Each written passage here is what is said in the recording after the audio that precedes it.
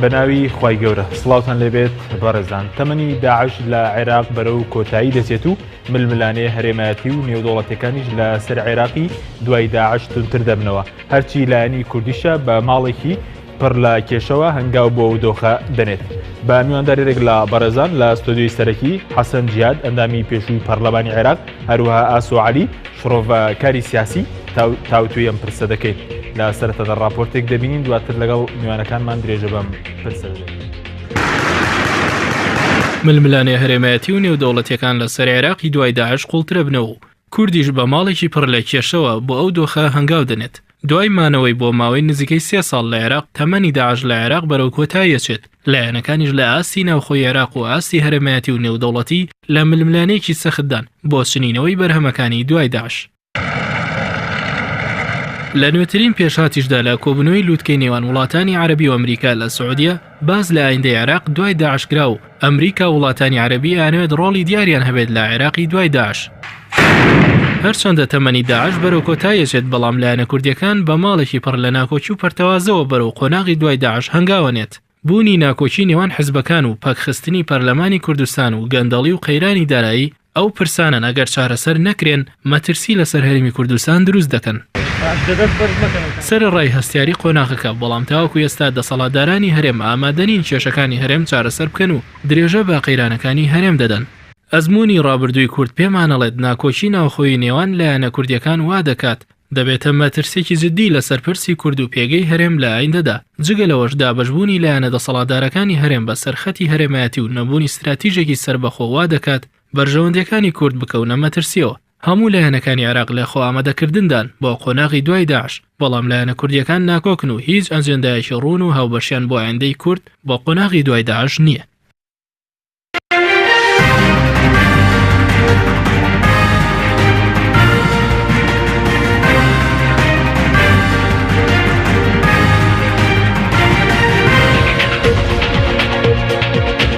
دوبارە سڵاوتان لێبێت بەڕێزان سوپاس بۆ میوانەکانمان بەخێر بێن سوپاس بۆ ئامادەبوونتان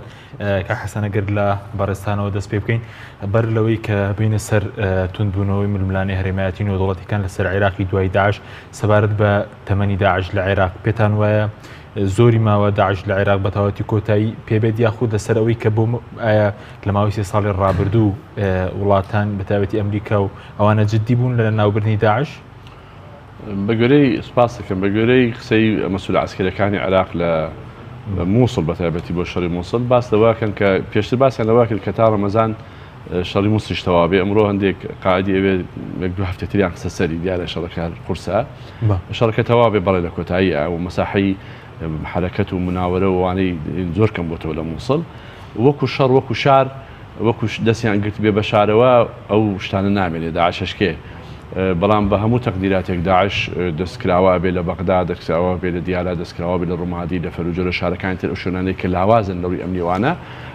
و ئەوە هەرەمێنێەوە جارێک بە شێوەی پێشتر چۆن شەڕیانە کرد قاعدە چۆن شەڕی کرد ئەو شانەی کە خۆیان ئەیکرد لە تەقینەوە و لە سیاری بۆم ڕێژکرا و لە ئەنتیحاری لە کوشتنی خەڵ لە اختیالات لە ئەوانە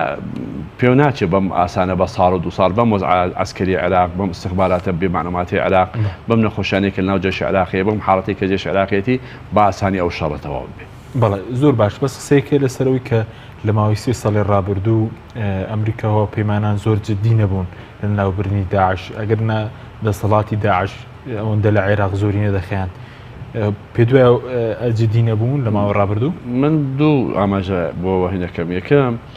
گە تۆزی بچیتە دواوە کە سەرەتا شەڕەکە دەستی پێ کرد ئەمریکا وتیان ئەم شەڕە 4 ساڵە کێشێ چۆن 4 ساڵە کێشێ بۆ 4 ساڵە کێشێ بەم کاناتەی ئەوان بۆ تەیارە و ئەوانە عێراق عادەت تەنزیم کردەوە قسە زۆر لەسەرەوە عێراق درەنگی عادەت تەنزیمی کردەوە جێشەکەی درەنگ هاتەوە بە سەر خۆی کە دوایەوە لە مووسڵ شکاچێکی زۆری جێهێشت لە تکریت لە مووسڵ لە چواردەوری کەرکووک کە تاکو نزیکی بەغا ویستی تا عێراق عادەت تەنزیمی کردەوە بە حەجی شەعبی پڕی کردەوە ئەو فەراغی کە جێشی عێراقی شکا بوو ئەمریکەکان لە شەڕەکە هەر لە سەرەتاوە تا ئێستش زیاتر بە تیارە بەڕاستی بردومانی تاری ئەمریکی دەوری ئەساسی هەیە ئێستش لە نامۆسە دەوری ئەساسی هەدەفەکانیان چاکە پێکەن نازانی تۆ بڵێ بۆ 4 ساڵ زۆر بوو بۆ شەڕەکە ئەسبابەکانی چییە ئەمریکان چەند هاتە سەرخەت بۆ وا شەڕەکەی کێشا تەرتیباتی سیاسیان ئەوێ دوای داعشی بکەن چیەکەن لە مەتەقەکە ئەوە قسە زۆر هەڵەگرێ زۆر باش بەس ئەوەی کە باز بکە کە تەمەنی داعش ئێستا لە مووسڵ زۆری خیان ڕەنگە دەڵێن بەشێکی پەیوەندی بە مەترسی لە قۆناغی دوای داعش بوو ململانی هەرێمایەتەکان هەیە بۆی پرۆژەکەەوە لە زۆری خیان شەڕی مووسڵ ململانی هەرێمەکان ئێستا زەق بووەوە بە تایبەتی دوای سەردانەکەی ترامپ بۆ سعودیە زۆر زەقە بێتەوە ئەم نەفسەربەندیەکی ئێستا دروست بوو لە دوای سەردانەکەی مەسەن بۆ نمونە تا بەرلەمانێک ترامپ لە خطابەکانی ئەوت ئێمە بەلامانەوە مهمە لە داعش بدەین ئێستا لە دوای ئەوەی کاتە سعودیە داعش و ئەمجا ئێران و حزب الله و حماسیشی خستە ناو شەکانی میلیشیاکان ینی هەموو ئەمانەی زەق کردەوە و ئەوە دیارە قسەی زۆرە و ئێران قسەی هەبوو دوایەوە ئەکسەر ڕۆحانی قسەی کرد دابەزیێ سەر سعودیە بەحرین ئیسە کێشەی هەیە قەتەریەکانم ڕەندێکی چوو بۆ عەلەم دوای وتیان ئەمە قسەی ئێمە نیە قسە زۆر هەڵێ بەڵێ سوپاس دەکەم کاگا سوزەنا بشت بەخێربی پێتان وە لەگەڵ نزیک بوونەوە لە کۆتاییاتی داعش ململانی هەرێمایەتەکان لەسەر عێراقتون تر دەبنەوە هەرێمایەتی نێودوڵەتەکان پێ دوای ئێستا ململانێکە لە نێوان چێدایە ململانەکە ڕەهەند و زۆر جیاوازە ینی ئەمە ئیزافەیە بۆ وەری کاک حەسن باسی کرد ئێستا ئەو دەستەواژەی کۆتایی داعش دەستەواژەیەکی زۆر ورد و دەقیق نییە ئەکری بڵین کۆتایی شێوازی کاری داعش لە ڕووی سەربازیەوە کۆتایی پێهێنێ گینا هەم ڕێگوڕیشەکانی بوونی داعش لە خۆرڵاتی ناوەڕاست و لە عێراق و بەتایبەت لە عێراقیشا و هەم بوونی ئەو ڕێکخراوە بە شێوەیەکی منەظەم و شێوازی کارکردنی پێشووی قاعیدە ئەوە کۆتایی پێ نایە بە پێچوانەوە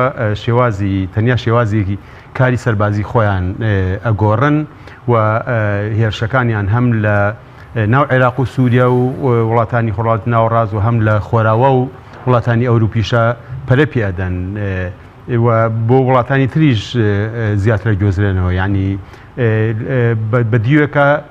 کە ئەرکی بەرگریکردن و کۆنتترۆلکردن و بەڕێوەبردننی شارەکانیان لە کۆڵە بێتەوە دەستکراوەترە بن بۆ پلاندانانی ورتر وە گەورەتر بۆ پەلاماردانی تیرۆریستیانەی سەرانسەری لە زۆر شوێن و وڵاتی دنیا پەیوەست بە و پرسیاری بەڕێزیشەکە سەبار بە ململانی هەرێمایەتیەکان ململانەیەکی گەورەی هەم هەرێمایەتی هەم نێودەوڵەتی لە ئارادایە من زۆر دەمێکە ئەو ڕام هەیە کە ئەمە بە شێوازێکی هێمنتر جەنگی سێمی جیهانیە کە بە شوێنەی بەڕێوە ئەچێ و ئەم جەنگەش پلان و بەرنامەوە داڕێژراوە و بنەماکەشی بە بڕای من جای تریشتومە لەسەر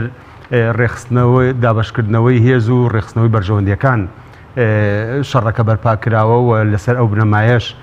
ڕێکەخرێتەوە هەموو هێزەکان ئەبینین کە هێز نێودەوڵەتیەکان ئاسی خۆراوە ئەمریکا لەسەر و هەمویانەوە لە بەرامبەریشیانە رووسیا بە هاوکاری ئێران و دۆستەکانی تریان لە سووریا و حیزب الله ململانەیەکی توند و کێبەرچەیەکیان هەیە لە دیوەکی ترە کێبەرچەیەکی توندتر هەیە لە نێوان هێزە هەرێمایەتیەکانە یعنی ئێستا لە منتیقەیە ئەبینین کە ئەمریکا و ڕووس چ پێشبڕکێ و کێبەرچەیەکیانە بۆ دەستێوەردان بۆ کۆنتترۆلکردن بۆ هاتنەگە بڵێن جێپێ قایمکردن بە دیوەکی ترە ئەبینین ئێران و تورکیا لە چ کێبەرچێ و پێشبڕکێیشانە بۆ بەرنامە استراتیجیەکانی خۆیان و قۆستنەوەی هەلی زیاتر دەستکەوتی زیاتر لە ئەنجامی ئەم شەڕا و سونەی عەرەب بە هەمان شێوە و ململانیەکان لە نێوان ئەو هێزانە زۆر توندە ئەوەی کە من پێم خۆشە لێرە ئاماژەی پێبەم هەموو هێزە نێودەوڵەتیەکان و هەموو هێزە هەرێمایەتیەکان لە کێبەرچێ و پێشبڕکێی یەکتریدان بۆ ئەوەی کە زۆرترین سوودمەند بن لەم جەنگە و زۆرترین بەرکەوت و دەستکەوتیان هەبێ لە ناو هەموو ئەم ململانیەدا کە کوردستان لە جەرگەی ململانیەکان نایە دەسەڵاتدارانی هەرێمی کوردستان لە ململانەی یەکتردان یعنی کە ئەمە بۆ خۆی نەک دوو پاتکردنەوە دەیان پاتکردنەوەی ئەو هەڵە مێژووی و عقل بچووکیەیە کە زاڵە بەسەر بڕیار بەردەستانی کوردستانە و خەریکی ململانێکردنی یەکن بە دۆخێکی ئاوا بە بدڵنیاییەوە بڕیاردەر نابی لە جەنگەکەدا، بڕیاردەر نابی لە ڕێخستنەوەی هێزە، بڕیاردەر نابی لە دابشکردنەوەی بەرژەوەندەکانە، بەڵکو بەپی بەرژەوەندی و هاوسەنگی هێز لە نێوان هێزە نێودەوڵەتی و هەرێمایەتەکانە چ ئەرکێکە PSPRەیە چ بەرژەوەندیەکە بۆ دابی نەکرێ ئەوە بڕیارێدا نەخۆت بڕیارێدەیە بە وێنەیەکتر بینە بەرچاوی خۆمان. ئەگەر ئێستا لە دۆخێکی هەڵکەوتوی لەم جۆرە هەرێمی کوردستان خاوەن دام و دەستگای تۆکمە و پتەوی خۆی بواە، خاوەنی هێزی چەکداری نیزامی و مەشق پێکرا و خاوەن عەقیدەی سەربازی نیشتیمانی یەکگرتوو بواە، ئابوووریەکەمان ئابوووریەکی تۆکمەی لەسەر پێی خۆڕاوەستاو بواە، ئیدارە و کارگێڕیمان ئیدارەیەکی چوست و چالاک و زیند و هاوچەرخ و ئەلکترۆنی بواە. لە ڕووی سیاسیەکەەوە پەیوەندی نێوان لایەنە سیاسەکان پەیوەندیەکی کێبەرچەکارانەی پێشکەشکردنی زیاتر و خزمەتکردنی زیاتر بواە لەگەڵ پارچەکانی تری کوردستانەوە بە تایبەتتر کە من جای ترشتومە لەگەڵ هاونیشتیمانیانی خۆراوای کوردستانە هەماهەنگی و کاراسانی بۆ یەکردن و هاوکاریەکی تەو هەبوایە. ڕۆڵی کورد لە هاوکێشەکانە چۆنە بوو، یعنی ئەمە کۆمەڵە پرسیارێکە کە بەداخەوە بڕیاردەسانی کوردستان نە لە خۆیان یەکەن نە گوێشی لێگرن، بۆیە لە دوجارە لە ململانێکی لەو جۆرەدا کورد من وا نابینم جگەل لەوەی کە ئەوەی بەرژەوەندی زلهێزەکان نەخوازێ بە دەردێڵێ پلان و هەوڵ و هیمەتی خۆی شتێکی زیاتری دەست بکەوێەوە. زۆر ڕوونیشە من وابین و ئاماژەکان زۆر ڕوونە کە خۆراوە ینی ئەم منطقەی ڕێخەنەوە ڕێخستنەوەی وڵاتە ئەم ناوچەیەش هەڵۆشانەوەی ژمارەی زۆر لە دەوڵەتەکان و دروستکردنەوەی ژمارەی زۆر لە دەوڵەتی تری بەدوادادیە. ئەو جموجوڵی کە ئێستا لە خۆراوای کوردستان ئەمریکا ئەنجامیە، ئەو جموجوڵی کە ئێستا لەگەڵ هەرێمی کوردستانە لە ڕووی هاوکاریکردنی سەربازی و ڕێخستنی سەربازی و لەو ڕوانەی ترەوە بڵین پیشانیەدەن، هەموو ئاماژەکان بۆ ئەوەیە کە دەسەڵاتی بڵین خەڵکی کوردستان بە هەنگاوێکی زیاتر دەچێتە پێشەوە و بێتە خاوەنی قەوارەیەکی سیاسی زیاتر هەم لێرە هەم لە خۆراوە کە ئەوەش بەلای منەوە قۆناغێکە بۆ هەنگاوی گەورەتر کە من وایە بین دەمێک ڕام وایە کە خۆڵاتی ناوەڕاست لە داهاتوودا ئەبێتە کۆنفیدراڵێتێکی خۆڕاڵاتی ناوەڕاست. لەو کۆنفیدراڵێتە ئەم دەوڵەتە گەورانە نامێنن بۆ حەجم و قەبارە و قووەتی خۆیانەوە، هەم ئیسرائیلیش ئەبێتە بەشێکی قوبوڵکراوی گونجاو و کوردستانیش لەوێ پێگەی گەورەی بێ. بەڵام کە ئەمە استراتیژەکەیە ئێمە لە ڕووە خودیەکەوە چیمان کردو بۆی لەوێ پێگەمان بە سەر و خەڵکەمان ئاسوودەسەر زیاتر لە سەرایندەی کوردەکەین کە حەسە سەبارەت بە مەسەلەی ئەو دوای بەڕێزوتە دوایاتنی ترامپ بۆ سعودیەوە کۆبوونەوەی لوتکەی وڵاتانی عەرەبی و ئەمریکی گۆڕانکاری نوێ بەڕێوەیەوە باسی لەوەی کە پێکهێنانی مەسەلەی هێزە بۆ عێراق و سووریا پێ دوایە ئەمە دەچێتە بواری جێبەجێکردنەوە بۆ عێراق. من پێم وایە سعودیەکان بەتایبەت زۆر تامەزرۆ بوون ترامپ بگاتە لای ئەوان و ئەو استقبالە شعبی و ڕسمیە و بایەخدانە دیار بوو چەند گەورە بوو. ئەوە ئەسەڵمێنێ کە سعودیەکان تۆزێک بشینە دواوە لە سەردەمی ئۆباما زۆر ناڕازی لە سەردەمی ئۆباما بەتایبەتی وان حادیسی ئێرانیان هەیە دەستی ئێرانی کردبووەوە بۆ شیشکە ئەوانەڵێن بۆ شیشکە عراقی ڕوخان عراقی تەسلیم بە ئێران کرد. یعنی ئەم فترەیە بە ویلایی بۆش هەردوو ویلایەکەی ئۆباما بە وەزعێکی زۆر خراپ بۆ خۆیان حسابەکەن بۆی زۆر پیان خۆشە یەکێک بێت ئەمە بوەستێنێ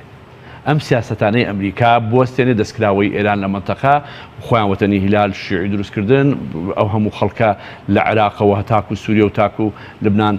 ئەوان خۆیان دەڵێن حکومڕانی چەند عاسیمەکەی لە سەنعاوە بگرە بۆ عێراق بۆ ئەوانە. سعودیەکان بۆیە زۆر بایەخیان بە ترامپدا گۆڕانێک لە سیاستەکەی بکات. ترامپیش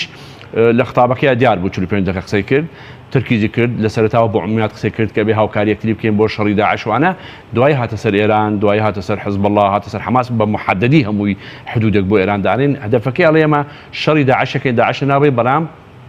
ڕوبەڕووی ئێرانی شەبینەوە ئیتر مەترسی ئەتۆمیەکەیە دەستدرێژەکەی ئێرانە ئەم ململانێ بەردەوام ئێستا بۆیە وتم جەم سەربەندی لە هاتنەکەی ئەمە زۆر زەخی کردەوە بۆی ترامپ جەم سەربەندیەکە زۆر تونترە بێ کێ لەگەڵ ئێرانە دیارە ئەو حدودەی خۆی بۆ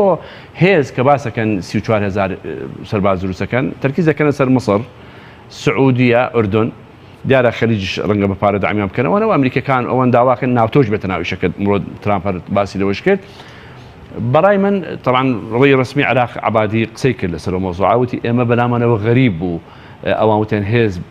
دەنێرین بۆ سووریا و عراق وتی ئێمە ڕێیمان وایە وازانین بەس سووریەتیایە بەس سووریا بێ ئێمە پێویستمان بەهێز نییە و هێزی خۆمامان هەیە وەکو لە کۆتایی شەڕەکەین ئەمجا عراق حساباتی ئێرانی شەکا بۆ قسەکانی ترامپ بەڵام ئەو باسی لەوە نەکرد وەکو ڕسمی. کە دوای سەرکەوتوون لە مەسەلەی جێگیرکردنی هێز لە عێراقا من پێم وانە عراق موافقە بکات تەرکیبەی عراق حکومرانی لە عراق علاقاتی عراق لەگەڵ ئێران زمینەی خۆش نییە بۆ ئەوەی هێزی ئەمریکی بێت یان هێزی ئەو عەرەبیە کە دروستەکان عەرەبی ئیسلامیەتی کە دروستەکەن بێتە ناو عێراق و قبوڵ ناکەن و ئەوە زڵی زۆرە بەڵام بڵێ عێراقیەکان ڕێکەکەون لەگەڵ ئەمریکیەکان لەسەر شتی تر ئێستا نازان متابعەتان کرد بێت تەرحێکەیە لە عێراق ڕۆژ عبادی خۆی باسی کرد مەسەن خەتەرترین ڕێگەی ڕوومادیە بۆ حدودی سووریا و ئوردون هەتاکو ئەبو غرێب تاکو عێراق لەگەڵ کۆمپانیایەکی ئەمنی ئەمریکەکان خۆی باسی کرد ڕێکەکەون قسەی تیاکراوە مەبدەئی کە ئەو ڕێگەیە زۆر گرنگە تەمینی بکەن لە ڕووی تجاری و ئەمنی وانە و ئەو ڕێگەیە ئەگەر کۆنتترۆلی بکەن تەسیراتی زۆر گەورەی هەبێ لەسەر هاچۆی داعش و ئەمنیەتی مەتەکە لەم بەر ئۆبەری جادەکە بە 5 کیلومتر بێژگە لە جادەکە بە شەریکی ئەمنی کۆنتترۆلی بکەن ئەمریکەکان و عراقیش اتفاقی لەسەر بکەن هاوکاریان بکەن جگە لە شتە ئەمنیەکەی باسی لەوە کرد کە بازار و بەنزی خانە و شتی تر و مەطعەم و شتیوادانن ئەگەر ئەمە ڕێکەوێ منتەقەیەکی زۆر حساس تەمینەکەن دووەم عبادی خۆی باسی لەوە کرد و مەرخۆم لە ڕووی سەربازیەوە وتی ئەو سەحرا گەورەی غەربی عراقمان بۆ پڕ ناکرێتەوە بۆش بۆ پڕ ناکرێت بەڕێی من جێشی عراقی هیلاکە ئێستا قواتی عراقی 4 ساڵە شەڕێکی زۆر سەختایە لەگەڵ داعش دەرچێ لە شەڕەکە و ڕۆژێک لە عانە ڕۆژێک لە هیت و ڕۆژێک لە ڕاو ئەو سەحرای ڕوومادی و فەلوجە و ئەوانە هەر ڕۆژێک کونێکی تێبکەن بەرگەنەگە بۆی عبادی واقعیە اتفاقێک ڕەنگە لەگەڵ ئەمریکەکان بکە ئەمریکەکان خۆیان شەریکاتی ئەمریکی بۆ ئەو نوعانە بەڵام هێزێکی مشتەرەکی عەرەبی و ئیسلامی بێت بۆ ناو عێراق و ئەمان قبول بکەن ئەمان قبول ناکەن. بەڵێ زۆر باش بەس سەبارەت بە مەسەلەیەوەی کە ململانەی هەرێمایەتیەکان زیاتر مەسەلەی لەنێو ئەمریکا و رووسیا لە سووریا پێ دوای داعش رووسیاش بەیاغ بە عێراق بدات یاخود بۆ زیاتر تەرکیزی رووسیا یاخ ململانەکەی نێوانیان زیاتر لە سووریایە لە تەوزیع هێزەکانە گەزل هێزەکان سێر بکەی هەستەکەی مەلەفی ئەمن لە عێراق و تەدەخل لە عێراق بڵێن ئەمریکەکان تەدەخلی تیاکەن سووریەکان لەگەڵ رووسەکان تاریخی علاقاتیان و رووسەکان زۆر چوونە ناو ئەوە و ئەمجا لە ڕووی چوونە لازقی و چوونە سەر بەحری ئەبیاز متوسط رووسەکان لەو لە قاعدیان داناوە بۆ ئەوەی ئەوان کە ئەمریکا و غەرب لە ئوکرانیا و لە وەزەخت لە رووسیاکەن ئەمیش لە بەرامبەریان لە بەحر متوسط قاعدەی هەیە سەواریخی لەوێ دایناوە لە بەرامبەر ئەوان هەدەفێکی ئەوە بوو سەسبیتیی کردو هێزەکەی و پۆتین بە تەبیعەت ئەوێ بڵێ کە ئەمریکا هەیە رووسیاش هەیە لە مەتەقەکە و رووسیاش حەلیفی گەورەی هەیە مەسەر حەلیفێکی وەک ئێران قبوڵەکە تیارەی رووسیا بەسەریا بڕوا لە هینەکانی بڕوا بەسەریا بێت لە سووریا بەشداریکەوە لە صالحێتی لە صالحی بووکە بەشار نەڕوخێ بە ئێران و رووسیا بە حەزبەڵانیانش بەشار ئەسەد بڕوخێەوە ئەمە ترامپ ئاشکرا باسی کرد وتی ئێران نێهێش بەشار ئەسەد بڕوخێ زۆر باشە بەڵام بۆ رووسیا سووریا گرنگترە لە عێراق ئەوەی کە زۆر بەیاغ بە عێراق نادات ئێستا ئەمریکەکان سەدامیان سقوط کرد و خۆیان خاوەن مەلەفی ئەمنی بوون و اتفاقێکی ئەمنی 10 ساڵێکیان هەبوو لەگەڵ عێراق یانێ ئەم مەلەفە لای خۆیان بێ بۆ رووسیا بەڕاستی سیاسەتی ئەمریکی وازەح نییە و بۆیە رووسیا زیاد لە حەد چوو تا ئێستا هەدەفی تاکو هاتە سعودیە ترامپ ئەیوت ئێمە شەڕی داعشەکەن داعش لەناوە بین ئەجندەی ئەوەی لە سویسرا ئەکرێ لە ئەستان لەکوێ ئەکرێ ئەو کۆبنەوەیان زۆر بەلایەنە مهم نەبوو ڕێ داعش لەناوبەرین ئێستاوی بۆ زیاد کرد لە ناوبردنی داعش و ڕوبەڕوبەرەوەی ئێران ئەوەشی بۆ زیاد کرد لە سووریا. سپاس دەکەم کاگاس سەبارەت بەوەی کە بەرەزوت قسە لەسەر ئەوەی کە کورد لەکوێ و ململانەی هەرێمایەتی نێودوڵەتیانەدا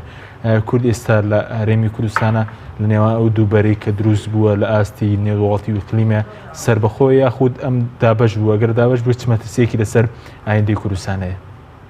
من ئاماژەیەکم کە تۆ ئامادەیی ناوخۆیت نەبێ لەو پلانە لە جیاتی بڕیاردەر ئەبی بە بڕێ لەسەر دراو لە جیاتی جێبەجێکرد ئەبی بە ئامرازی جێبەجێکردن بۆیە دۆخێرێمی کوردستان دۆخێکی لە ڕووە هەڵکەوتە سیاسەکەەوە زۆر لەبارە بەڵام لە ڕووە ذاتی خودیەکەوە زۆر نالەبارە یعنی عقلەکان عقلێکی بچووکن و لەو پرۆسانە تێ ناگەن سەرباری ئەوەی کە من وایە بینم بڕیابەدەستانی هەرێمی کوردستان بە تایبەتی پارتی دیموکراتی کوردستان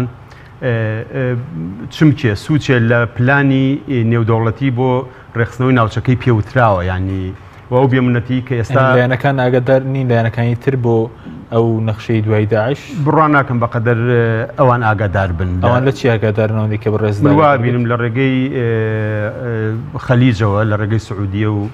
قەتەر و لە ڕێگەی تورکیاوە پارتی شتێ لە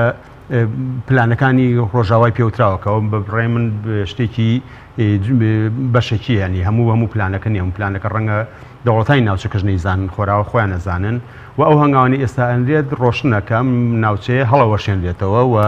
دروستکردنی و هێزە بە ناوی دژایەتیکردنی تیرۆرەوە لە کاتێکە کە لە ڕووی سەربازیەوە داعش بەرە و لاوازی ئەڕوا ئەوان ئەمجا هێزی گەورە دروستەکەن وەکۆی کاکەسەنی ئاماژەی پێەیە ئێستا لاپەڕی دووەمی پلانەکانیان ڕاگەیاندووە کە دژایەتیکردنی تیرۆرە بە ئاستێکی فراوانتر لە ڕوانینی خۆیانەوە کە مەبەستیان لە ئێرانەوە مەبەستیان لە حیزبوڵایە و ئەیانوێ ئەوان کۆنتترۆلکەن و ئەو ڕاگەیانەی کە وەزیری دیفاعی سعودیە وتی ئێمە شەڕەبەی ناو ئێرانەوە بۆ ئێران شەڕنێت ناو ماڵمانەوە ئەوە بەشێکە لە ئەو پلانی کە لە ئارایە و هەموو ئەم تەسریحات و ئامادەکاریانە ئاماژەن بۆ ئەوەی کە ئەگەری ڕوودانی شەڕێکی گەورە و قورس لەم ناوە لەم ناوچەیە زۆر باشە بەس کوونی هەیە و شەڕەدا لەنێو ئەو دوولایانە بێلایەنەیە کوردۆک و هەمیشە کە هەموو ئیمپراتۆرەتەکان لێکیانە پێیەکیانە کێشاوە لە نێوان خۆراوە و خۆرەڵاتە لێرە بێگەشتون ینی هەڵکەوتە جیۆپۆلیتیکی و جوغرافیەکەی هەرێمی کوردستان وایە بە درێژایی مێژوو گۆڕەپانی بەیەکادانی ئیمپراتۆرەتەکان و شارستانیەتەکان بووە و گەلی کوردستانیش دایمە بۆتە کەوتۆتە ژێرپێی ئەو سوپایانەی کە لەم ناوچەیە شەڕیان کردووە و کورد بۆ خۆی ئەگەر لە سەردەمانێکشا چەند میرنشینیشی دروست کرد بێ میرنشینەکان لە جیاتیەوەی بە پلانێکی یەکگرتووە کار بۆ بکەن کە بڵێن ئێمە شەین و ئێمەش ئەمانوێ بۆ هەبین و مافێکمان هەبێت و خاوەن بڕیار بین لەم پرۆستانەدا دابەش بوون بەسەر هێزە شەڕکەرەکانەوە ئێستاش بەڕوونی دووپاتکردنەوەی دابەش بوون بەسەر عوسمانی و سەفەویە لە هەرێمی کوردستان و لە ناو هێزە سیاسیە کوردستانەکانیشە بەگشتی لە پارچەکانی تریشە ئەبینین ینی ئەوان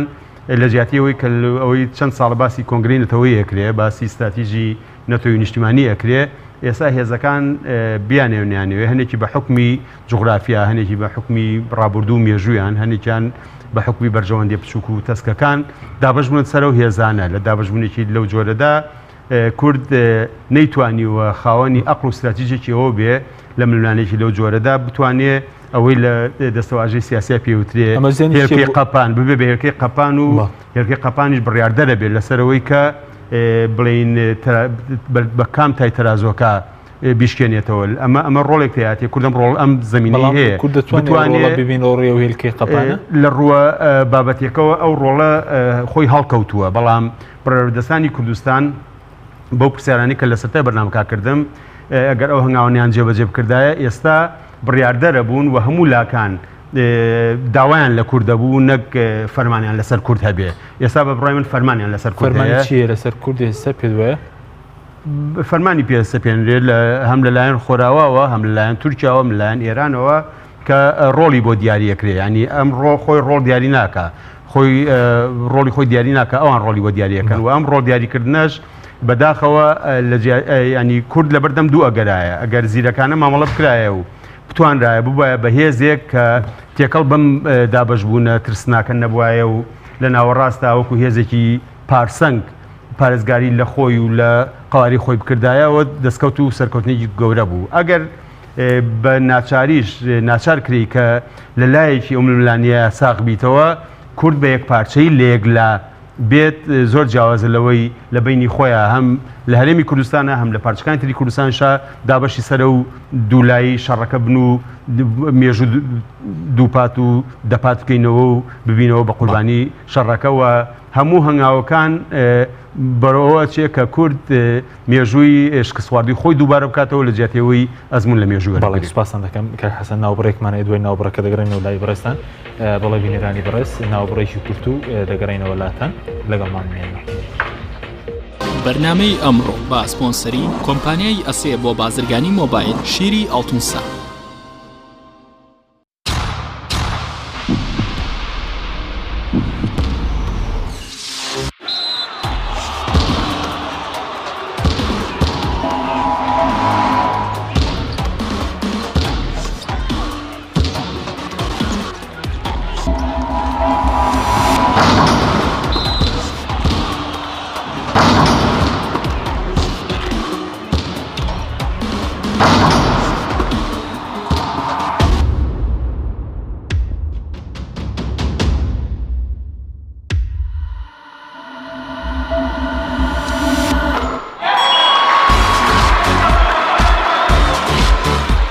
سەرکەوتنە گەورەیە تەنها شیری وشکی ئاڵتونسای تەمێکی ڕاستەقینە و 100% سروشتی نۆشی کەو هەمیشە بە بەهێزی بمێنەرەوە. ئەسێ ئەمڕۆ جیاوازتر دەردەکەوێت. ئەسێ ڕنگ و هێز و توانایەکی نوێ پێشکەش دەکات. زیرەکێکی ڕاستەقینە و متمانە پێکراوە. ئەسێ Q6 نوێترین مۆبایلی زیرەکە و کردنەوەی لەلایەن پەنجەمۆری خاوەنەوە کار دەکات. ڕامی 3 گیگابایتەوە، میمۆری 32 گیگابایتەوە، کامێرای سەرەکی 13 مێگاپیکسلە و کامێرای پێشەوەی 8 مێگاپیکسلە. ئەسێ یەکەمین مۆبایلی مارکەی کوردی 4G LTE. کۆمپانیای بەیزا لە پێنە و بەرەنگاربوونەوەی قەیرانی دارایی و پێشکەشکردنی باشترین ئامری کارەبایەتی نۆماڵ، کۆمپانیای بەیزا بووە بریکاری گشتی کۆمپانیای زەمگی ئیتالی. هەروەها فرۆشتنی بەرهەمەکانی باقیستی هەژدەمان بە هاوڵاتیان، سەلاجە و مجەمیدە، هەموو جۆرەکانی سپلیت، تەلەڤیزیۆن و تەباخ و مڕەشەح، فڕن و مایکرۆ، گسکی کارەبایی، غەسالەی جلشتن و قاپشتن. بەیزا مامی هاوڵاتیان. کۆمپانیای پارەزان بۆ حەج و عومرە و گەشت و گوزار. هەمومان پێویستمان بە گەشتی ئیمانی و ڕۆحی هەیە. سەفەرێک کە تۆز و گەردی تاوانمان لێ بتەکێنێ و لەوێ چێ ئاوی بەراعەتمان پێ بنۆشێ. لەگەڵ کۆمپانیای پارەزان ئامادەی ئەو گەشتە ئیمانی و ڕۆحیە بە بۆ مەکەی پیرۆز و مەدینەی منەوەرە بە سەرپەرشتی حاجی ئامانج و کەسانی شارەزا و ڕێبەرانی ئەزموندار. لێرەوە پێتان ڕاگەێنین هاوکارتانە بین گەشتی عومرە بکەن لە مانگی پیرۆزی ڕەمەزاندا بۆ ئەوەی سکوونەتی ڕۆحتان بەرنەبن دیوارەکانی کەعبەی پیرۆز و دڵی گەرمتان بە ئاوی زەمزەم لە ئێوارانی ڕەمەزاندا فێنک بکەنەوە. گەشتەکانی کۆمپانیای پارەزان بەم شێوەیە بێت: 15 ڕۆژی سەرەتای ڕەمەزان، 15 ڕۆژی کۆتایی ڕەمەزان، سەرلەبەری مانگی پیرۆزی ڕەمەزان، لەگەڵ خزمەتگوزاریەکانی وەک دابینکردنی ڤیزا و بلیتی فڕۆکە بۆ وڵاتانی جیهان. کۆمپانیای پارەزان بۆ حەج و عومرە و گەشت و گوزار. کۆمپانیای پارەزان. کۆمپانیای دنیا دیکۆر.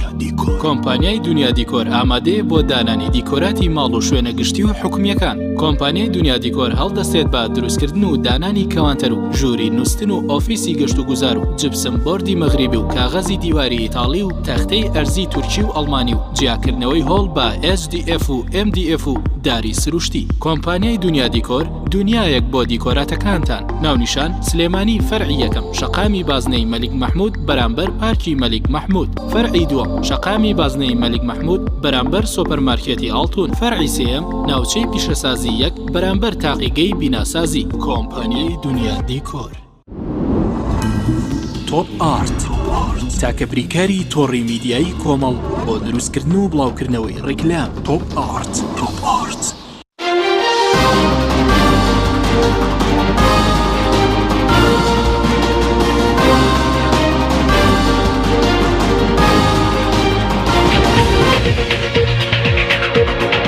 لەبێت بەڕێزان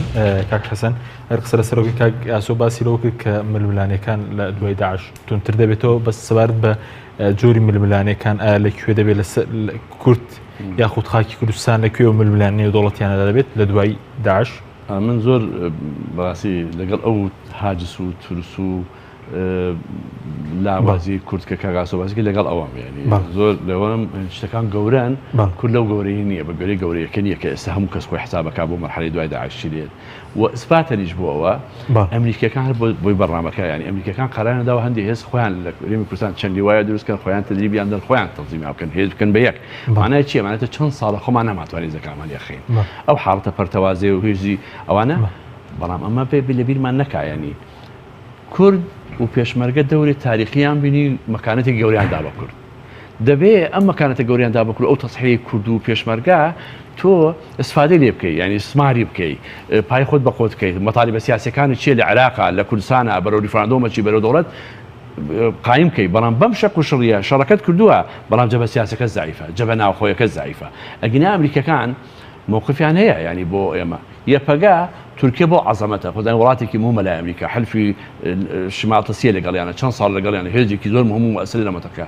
تورکیا چەند حساس بوو لە مۆزوعی چەکدارکردنی یەپەگا ئەمریکا هەروتی چەکداریەکەم کە ئوردوگانی چوو باسە مۆزوعی کرد هیچ موقفیان نەگۆڕی و چەکیان نەدەنێ و سلاحی چاکیان نەدەنێ مدەڕعە و دەبا بۆ شتی واشیان نەدەنێ. و کوردیش ئەمریکان هێزی بۆ دروستەکان یعنی ئەگەر خۆی بڵێ کاکە هێزێکی مۆدرنمان بۆ دروستکەن لە ساڵحێتی ڕەنگە هەلیکۆپتەریشی بدەنێ چاکیشی بدەن هێزی مدەڕبە بێ و ئێمەش ئەچینە پێشەوە هێزەکەمان لەوەی کە ئاوا کە ئێستا هێزێکی مۆدرێنی چاکین دەوڵەتی هێزی دەوڵەتیمان بۆ دروستکەنە گەرێمە بەیانی بە تەما شتێک بین ئەوان بۆمانەکەنی ئەو ئازایەتی پێشمەرگە ئەو دوینە کە کورد خۆڕاگر بوو وان ئەڵێن سەنگەری یەکەمی تێکشکانی داعش بوو صحفی ئەڵمانی شتێکی نووسی بوو دەڕۆژ چۆناو داعش ئەوە مەشهورەکە کتابێکی دەرکردووە ئەڵێ بە داعشەکان مقابلەم کردمە کێ ئازاترین هێز بوو لەگەڵتانە شەڕی کوردیانی ئەڵێ کوردەکان ئازاترین هێز بوو کە بڕگاری ئێمە بنێتەوە کەس نەیتوانێەوە شەڕمان لەگەڵا بکە تۆ ئەم ئازایەتی وێنە ئەبێ لە ڕووی سیاسی خۆت ڕێخیتەوە و شتەکانیشەوە معقدین یعنی دەسەڵات ئەوە نییە لە هەرێمی کوردستان نەتوانێمانە چاسەر بکەن چی زۆر ئاڕۆزی تیان نییە لە ڕووی سیاسی مؤسسە شەرعیەکەت پەرلەمان کاراکەمەوە مصالحەی سیاسیەکەم لایەنەکان بەرەو انتخابات دەچن بە یەکریزی بەرەو ڕفراندۆم بچن بە یەکریزی بەرەو دەوڵەتی کوردی چێژم بە یەکریزی بەڵام هەندێک خەڵک عوزر بۆ بدۆزێتەوە وەڵا بێبێ پەرلەمانیش ڕاپرسیە کرێ ئەوە بەهانە دۆزینەوەیە ئەمە لە ڕووی بەڕاستی لە ڕووی ئەوەی تۆزێک لە ڕیزی وحدەی وەتەنی بزانێ لە قەرار لە شرعێتی ناو وڵاتوانە بزانێ ئەبێ ئەمەی قبول نەبێ بدۆزێتەوە بەڵای سەقەرەیەک وەڵا بەبێ پەرلەمانیش بەبێ کارەکردنەوەی پەرلەمانیش ڕاپرسیە توانین بکەین مەفوضەی انتخاباتی کوردستان بێنن بەڕامە بۆ دەجاتیەوە بکە بڵێ بە فەرموو پەرلەمانەکە کارا بکەینەوە چی تێچێ نوکرانزاتێکی ئەوێت تۆ ئەگەر بۆ شتی گەورە خۆت حازر کردووە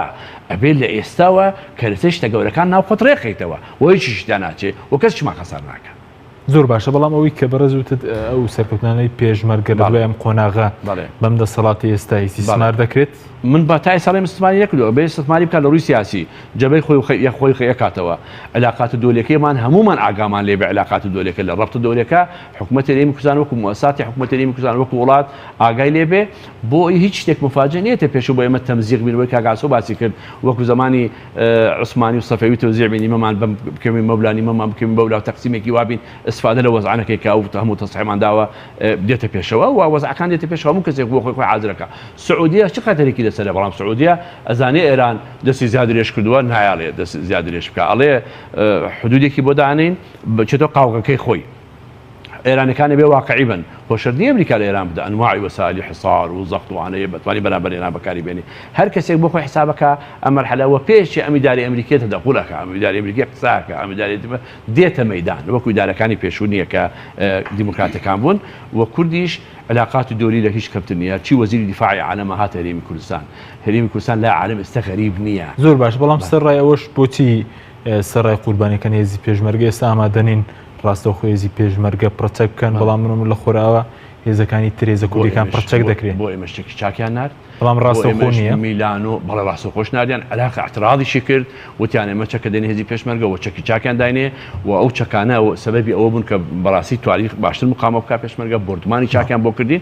ئەمریکان یارمەتی ئێمەشیاندا یارمەتیە پەگەشیاندا بەڵام بەو ڕاستەوخۆی بەو شێوەیە هەیە باڵێ بەلاوانیش بەراوان ئەوان زۆر تاخی بەرجێ ڕاشەی تورکیا نیانەتوانی لەبەر ئاڵۆزی سووریا نیانەتوانی بەڵام ئێمە هەر لە سەرتاوە ئاڵۆزی سیاسی نەبوو پشگیری ئێمە بکەن و پێشمەرگە شەڕی باشی کرد پشگیری پێشمەرگیان کرد بەڵێ زۆر باش بە سبار بەوەی کە ئاسۆ باسی کرد مەترسیە و دابەش بوونە چی هیچ مەترسیەیە کە کورد مەسەنیان بێلایەن بێیان لە بەرەیەکدا خۆی ساخکاتەوە ئەو ملوولانە هەرێمایەتیانە ئەم ئستفافەی کە ئێستا دێت پێشەوە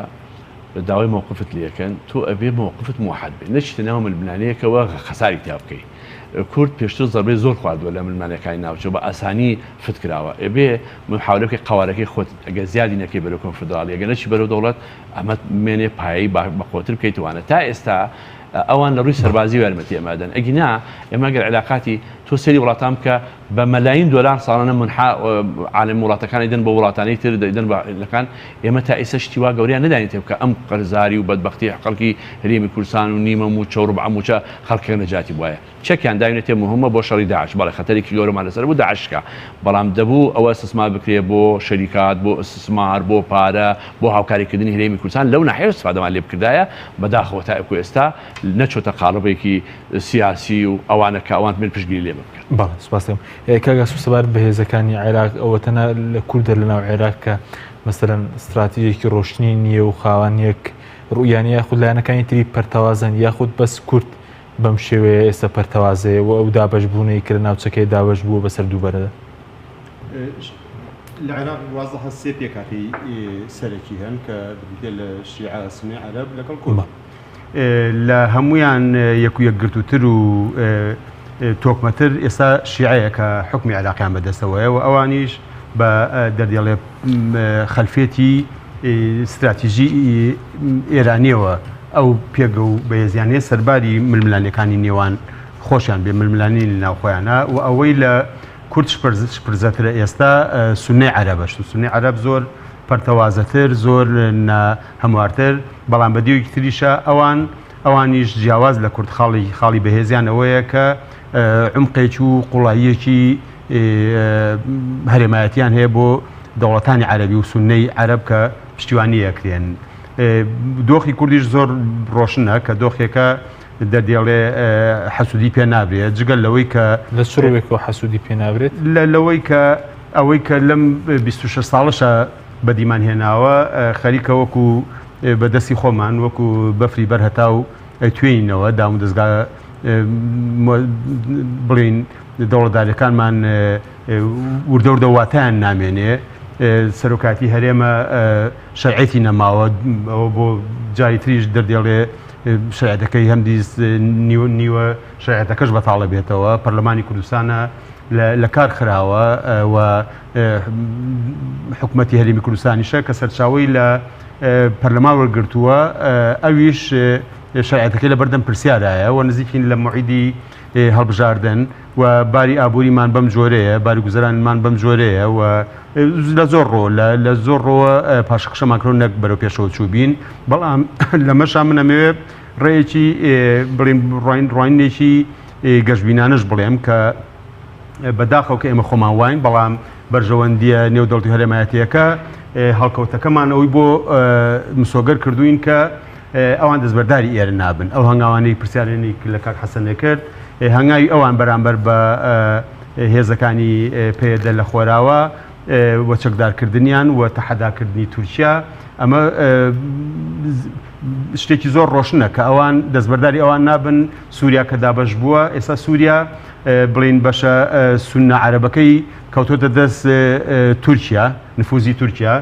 عەلەویەکان لە دەست لەگەڵ نفوزی ئێرانیان ئەوەی بۆ ئەمریکا ماوەتەوە کووردە ئەوم بابەتیانە ئەو زمینەیە ساز بۆیە ئەو بەو شێوەی ئەوانەوە دەعمەوانەکە یەکێک لە فاکتەرەکانەوەیە و فاکتەری ئەوەی کە ئێمەش لە شوێنێکین کورد تایبەتمەندی خۆی هەیە و دابەش بەسەر 4 وڵاتە لە ڕووی جۆپۆلیتیک و جوگرافای سیاسیەوە پێکەی زۆر بەهێزە تیش کۆمەڵی وڵات لە قۆناغێکە پشگیری کوردیان کرد و دوایی دەستبەرداری بوون ئەمە ترسێژ نییە بۆ دوایام قۆناغە ئێستا ئەوەی کە لە شەڕی داعشە پشتیوانی کوردیان کرد قۆناغێ بوو کە کورد بوو بە ئامڕازێکی کاریگەر بۆ ڕاگررتنی داعش بۆ شەڕی داعش ئێستا من وای بینم قۆناغەکە لە تەحەولایە لەگەڵ تەوابوونی سەربازیانەی داعشە لە عێراقا ئێستا بە بڕای من دەردێڵێ ئاماژەکانی گۆڕانکاری لە سیاسەتی خۆراواشە من بەدیەکەم لەو ئاماژانە یەکیانەوەیە کە نوێرایەتی سێ وەزارەتی ناوخۆی ئەمریکی و بەریتانی و ئەڵمانیەن وەزارەتی پێشمەرگ ڕێگەخەنەوە خۆەوە دەردێڵێ بەسرا سەپاندنەوە بڕیاری ئەوانەوە بڕیاری کورد نییە بڕیاری کورد وایە بڕیاری کورد خۆی نییە خستنەوەی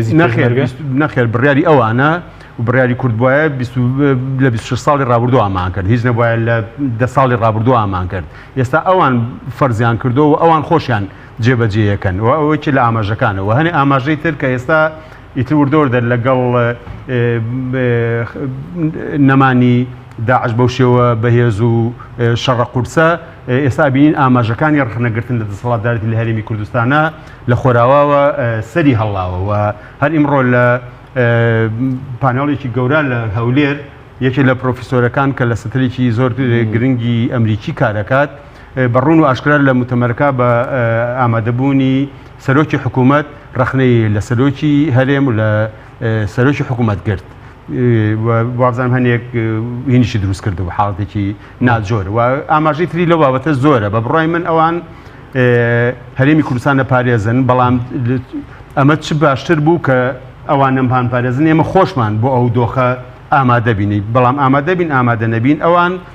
کە استراتیژەکان وا ئەخوازێ لێرە دەسەڵاتێکی کوردستانی هەبێ ئەم دەسەڵاتە دروستەکەن و ئەو دەسەڵاتە لە خۆراوی کوردستانیش دروستەکەن و بەبڕای من ئەو استراتیژی کە باسەکرێ کورد بگەن دەریای ناوەڕاست و ئەو استراتیژەش جێبەجێ ئەەکەن ئێستا تاکە شوێن کە مەترسی لەسەر بێ کانتۆنی ئەفرینە وە کانتۆنی ئەفرینیش ئێستا بڵێن پەیدە لە خۆراوە زۆر زیرەکانە مامەڵاکەن ئێستا مامەڵی ئەوان لەوێ لەگەڵ رووسیا هەیە لەگەڵ رووسیا هەماهنگگییان هەیە و بگاتە ضرورەتی استراتیژی ئەمریکی ڕەنگە لەوێش هێزدا بەزێنێ و ڕێ لە تورکیا بگرێت چکە ئەگەر ئەوەیە کە تورکیا لێوە پەلاماری ئەوان با و ئێستا کێبەرچێکی زۆر سیر هەیە لە سنووری عێراق و سووریا کێبەرکەیەکی زۆر گەورە هەیە لە نێوان حەشدی شەعبی و هێزەکانی ئەمریکا کە کێ زۆرترین پێگە و شوێن بگرێ و ئەمریکا ئەوێ نێڵێ هێڵی استراتیژی ئەوەی جاران پێوترا هیلالی شیعی ئێستا شیعەکان خۆیان گۆڕیانە بە بەدری شیعی ینی هەموو خۆڕاتی ناوڕاستی پێ بگرنەوە ئەمریکای ڕێلەوە بگرێەوە ئەمریکاش توانە ڕێلەوە بگرێەوە بە بڕای من ئێران لەوە زیرەکترن بە ئاڵێن لە شەڕێکەوە کە دۆخیان زۆر خراپکە ینی شەڕی تەنانەت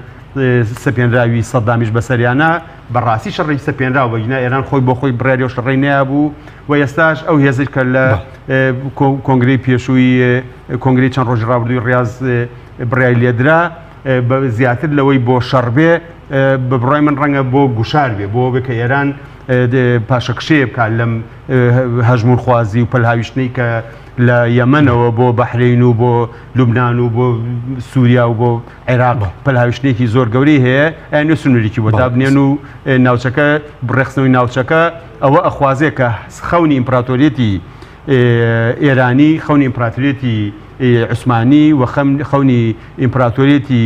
ئەمەوی هەرچێکی پوشەڵ کرێتەوە و ئەم وڵاتانە بکرێتە کۆمەڵێک وڵاتی پچووکی کۆنتۆڵ کراو لە چوارچەوەی سیستێمیکی نوێ ڕێک بخرێتەوە بەرژەندەکانی خۆراوە لەو چوارچەوەی دابین. سپاس دەکەم کاک حەسەن سەبارەت بەوەی کە زۆر قسەرەوە دەکرێت دۆخی ناوخۆی کوردستان چ کاریگەرێکی لەسەر بۆچی مەسەرەن پاخستنی پەرلەمان مەسلەی ناشەفافیەت و گەندەڵی بۆچی مەترسی دروست دەگە لەسەر ئایندەی هەرێمی کوردستان لەو گۆڕانکارێنی کە بەڕێوەیە تۆ مانێگە تۆ ماڵت ڕێک نەبێ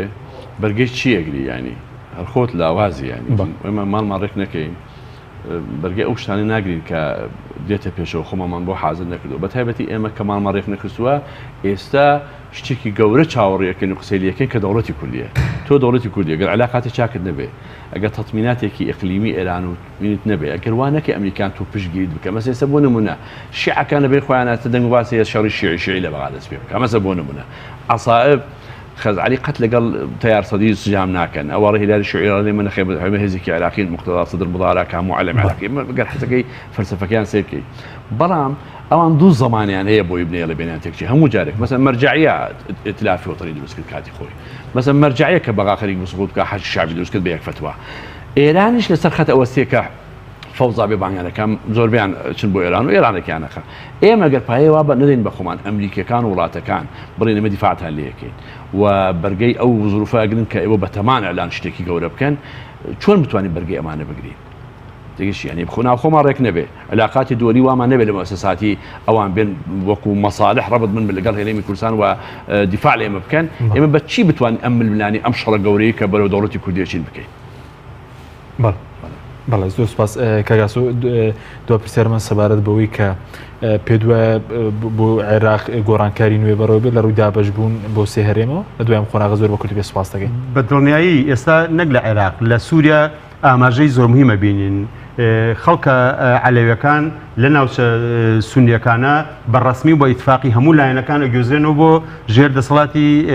حکومی بەشار ئەسەد و سونەکانی ژێر دەسەڵاتی بەشار ئەسەدیش بە چەکدارەکانیشیانەوە ئەگوێزرێنەوە بۆ ناوچەکان ینی ئیستیفاف و دابەشکردنێکی دیموگرافی نوێ لە ئارادایە کە ئەمە بڵین پارچەی جێبەجێکردنی خەتەکان کە هەم سووریا دابەشەکەن هەم عێراق دابەشەکەن و لە داهاتووە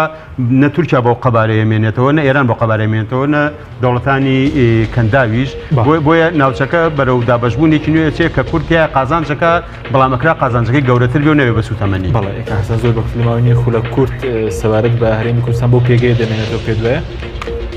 کورد خۆی بەرەو گەورەتر هەنگاوانێ ئەگەر خۆی باش حاضر کە ئەتوانێت استفادە زۆر سپاس وەرێک لا بەڕێزان حەسەن جیاد ئەندامی پێشووی پەرلەمانی عێراق کە و ئاسۆ عەلی کە دەستوردوی سەرەکی لەگەڵمان بوون سپاس بۆ بینەرانی بەڕێز تا بەرنامەیەکی تر پاتانەوە